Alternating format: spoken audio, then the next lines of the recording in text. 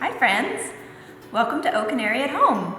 I'm Lacey, and today we're going to do a sculpture project that I like to call Towers of Imagination.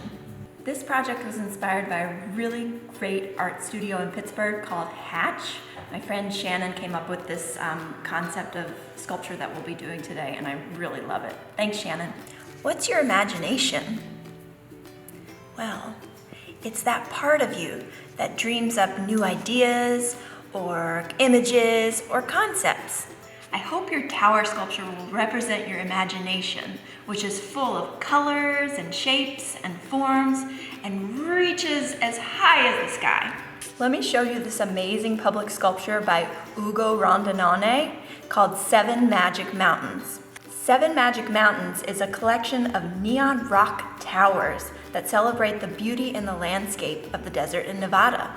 All the rocks were carved out from the local landscape and are stacked on top of each other.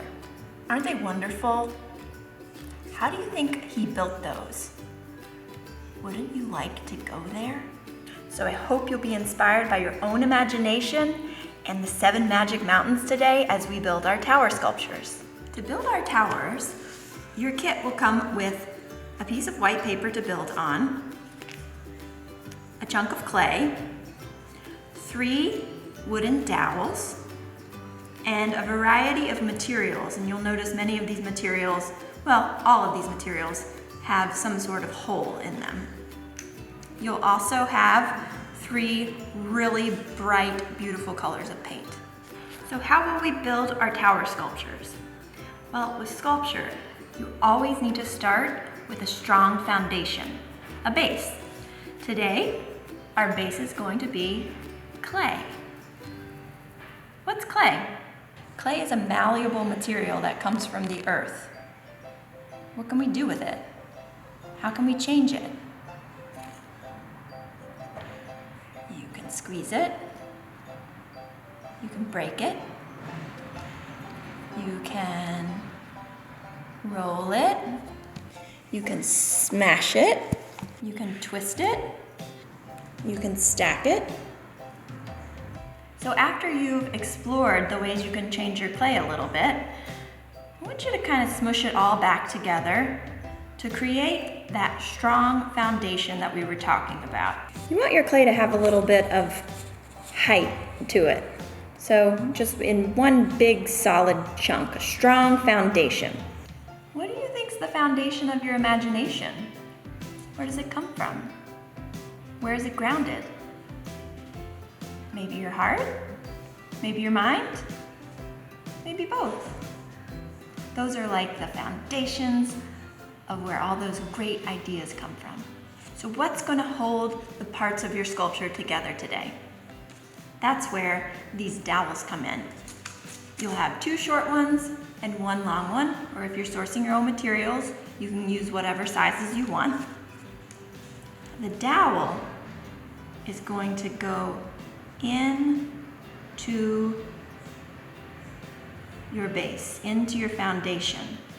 Now the dowel is going to be the core of our sculpture that makes all of the pieces stand up, kind of like our bones. Now our core can't be shaky, right? It has to be strong and stable in the foundation. Otherwise, all of those great pieces of the imagination will just end up falling over. You can also use your smaller dowels and poke those in wherever you want.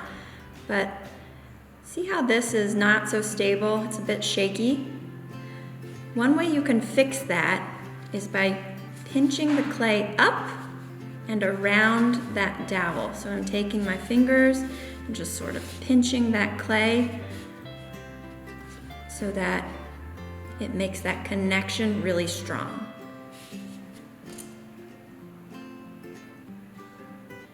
That one's nice and strong because it's really deep in there. Once your dowels are strong and stable, then you can start to select the materials to stack onto your tower. Okay, it's time to start building your towers. So the materials are all made of different types of things. We've got some cardboard shapes. Notice the hole.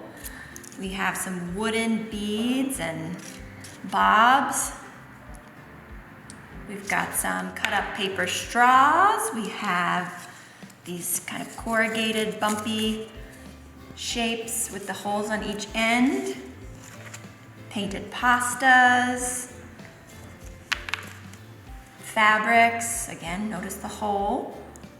So you are the artist and you get to choose what you'd like to use first, how you'd like to start stacking your sculpture. I'm gonna start with this larger piece. I'm gonna find the holes and I'm gonna slide the dowel through those holes all the way to the foundation. I'm gonna take this paper straw and just drop that down.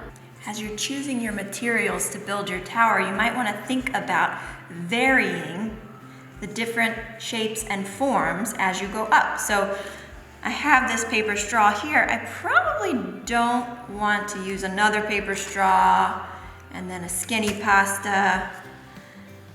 This isn't so interesting to me. So I'm gonna take that off and I'm gonna maybe use something that's nice and wide now, like this triangle. Because my imagination goes in many different directions. It doesn't just go straight up and down.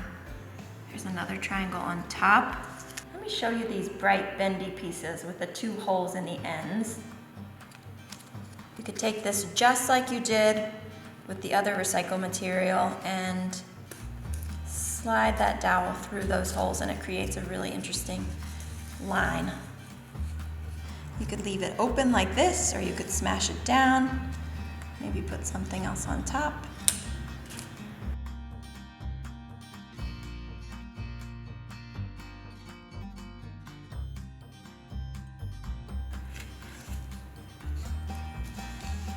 I could even take a little bit of clay from my base, pinch it off, and I could top my tower off with a little pinch of clay.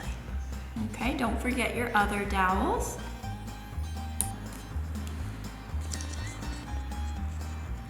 Now a sculpture is three-dimensional. It means it has many sides. So while you're working, you want to be spinning it around and seeing it from all the different angles.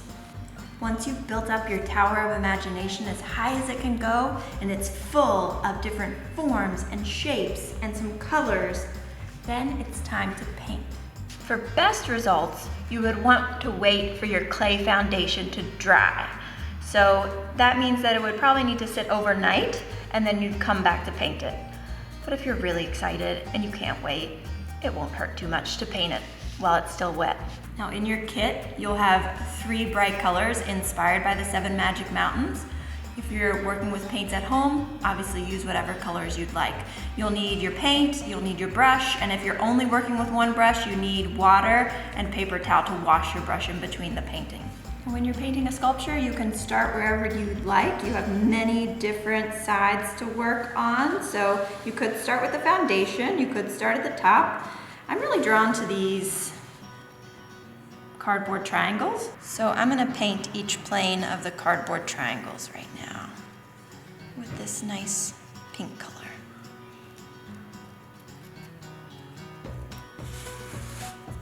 Tap, tap, tap the bottom. Dry, dry, dry. I'm gonna choose this neon red. I have to turn my sculpture to make sure I can get all the different sides. Try to get the best angle for my brush.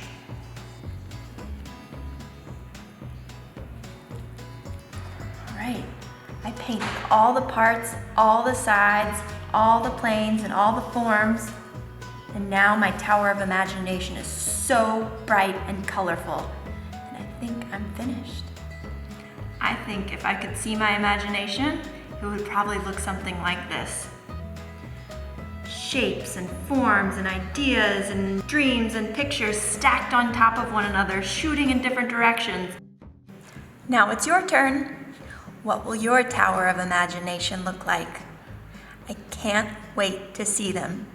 Send us pictures at Canary Art on Instagram. Hi grown-ups.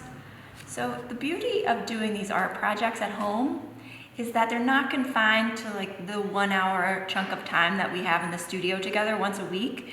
Your children can come back to them after working on them a little bit. They can keep coming back to them. You can leave it out. They can come back to it over the series of a few days. And that is gonna really build their attention span for a project, and it's also gonna make the work much more interesting. So don't be afraid to let them just kind of come and go as they please. When it's getting hard for them, walk away, come back. It's all good. Thank you for joining us today, and don't forget to subscribe to our YouTube channel.